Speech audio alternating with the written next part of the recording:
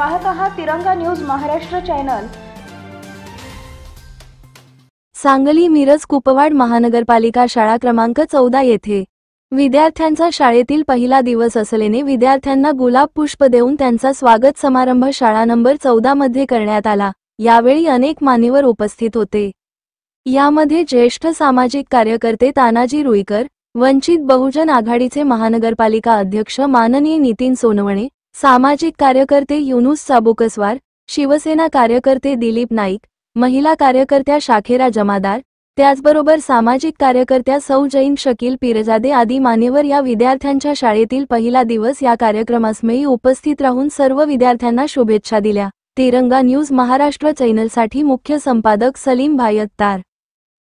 मनपा शाळा क्रमांक 14 मिरज मध्ये आज 16 जून 2025 ला शाळा प्रवेश उत्सव उत्साहाने साजरा करण्यात आला।